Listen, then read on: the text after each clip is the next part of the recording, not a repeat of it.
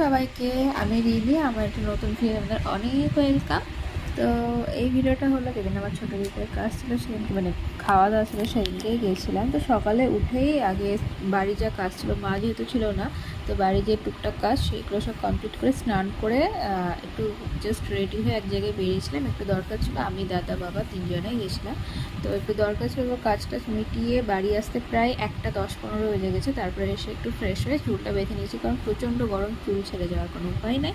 তো চুলটা বেঁধে নিয়েছি এইভাবে বেরুনি করে। তো বেশ ভালো লাগে এইভাবে সাইডে বেরুনি করতে আমার। তারপরে এই ব্যাগটা নিয়েছিলাম। তো এই ব্যাগটা নিয়েছিলাম কারণ জলের বোতল ছিল, মায়ের একটা শাড়ি ছিল, টুকটাক কিছু জিনিস ছিল, লিপ বাম, তারপরে এরকম টাইপের জিনিস ছিল। তো এই ব্যাগটাই নিলাম, রুমাল টুমালও ছিল। তো তারপর দেখো প্রায় আমরা 2টো নাগাদ বেরিয়ে পড়েছিলাম, কারণ 2:41 আমাদের ট্রেন ছিল। আর রাস্তায় একটাও টোটো নেয়, আর এতটা রোদ। তো অবশেষে একটা টোটো পেয়েছিলাম।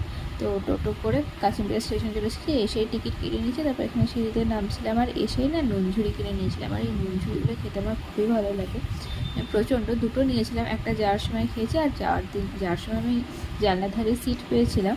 তো জানলা ধারে সিট পেলে কী হবে, রোদ যা লাগছিলো আমার মনে হচ্ছিলো না জানলা ধারে সিট পাওয়াটা মনে হয় এখন ভালো হলো না, কারণ প্রচণ্ড রোদ লাগছিলো। যাই হোক, তো ম্যানেজ করে একটু বসে চলে এসেছি, যেহেতু কাছেরই রাস্তা ছিল। বেলডাঙা খুব একটা দূর না, হ্যাঁ বেলডাঙায় আমার মামার বাড়ি। তো এখানে স্টেশনে নেমে টোটো পেয়ে গেছিলাম। টোটো তো আমার তো মনে হচ্ছিলো না টোটোতে চেপেছে, আমার মনে হচ্ছিলো রকেটে চেপেছে, কারণ টোটোওয়ালাটা এত স্পিডে টোটোটা চালাচ্ছিলো, মানে কিছু বলার না। তো যেন বেশি ভিডিও করিনি, যদি ফোনটা পড়ে যায় তখন কী হবে। তো যাই হোক, তারপর এখানে এসে খাওয়া দাওয়া করে নিয়েছিলাম। তো আমি সেসব কোনো ভিডিও ক্লিপ নিতে চাইনি, ইচ্ছা করে নিইনি, কারণ আমার পছন্দ না।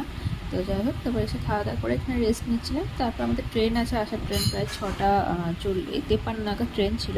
তো এখানে মামার বাড়ির কাছে আশ্রম আছে একটা, ওখানে তো ওখানে খুব সুন্দর, মানে একটা মন্দির হয়েছে, রাধা গোবিন্দর মন্দির। রাধা গোবিন্দ আছে, তারপর শিব ঠাকুর আছে, খুব সুন্দর করেছে মন্দিরটা। তো আমি তো এখানে কিছুদিন আগে অনুষ্ঠান হয়েছিলো, তো সবাই ফটো ছেড়েছিলো, দেখেছিলাম। তো ভেবেছিলাম না মামার বাড়ি যেদিনই যাবো মন্দিরটা দেখতে যাবো, কিন্তু মন্দিরটা অতদিন খোলে না, সন্ধ্যাবেলা যখন সন্ধ্যা আরতি হয় তখনই খোলে।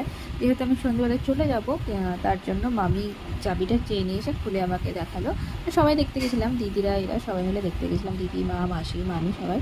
তো ব্যাড লাক 6:30টায় আমরা যেতে পারিনি, কারণ প্রচণ্ড বৃষ্টি হয়েছিল, প্রচণ্ড ঝড় উঠেছিলো। তো বেরিয়েও আর ট্রেনটা পাইনি আমরা। তো আবার মামার বাড়িতেই ঘুরে গেছিলাম। তারপর রাত প্রায় 8:50 নাগাদ ট্রেন ধরে আমরা বাড়ি চলে এসেছিলাম। মাসিরা এসেছিলো 8:50 নাগাদ, বড়ো মাসিরাও চলে এসেছিলো, আর বাকি মাসিরা বিকালেই চলে গেছিলো। আর আমরা এসেছিলাম 8:20 ট্রেনটা ধরে। তো যাই হোক, এখানে বাড়ি চলে এসেছিলাম। যদি ভিডিওটা ভালো লাগে অবশ্যই লাইক করো, শেয়ার করো, পেজটা ফলো করো। ইউটিউব থেকে দেখলে আমার চ্যানেলটা অবশ্যই সাবস্ক্রাইব করো। তো দেখা হচ্ছে নেক্সট ভিডিওতে, টাটা।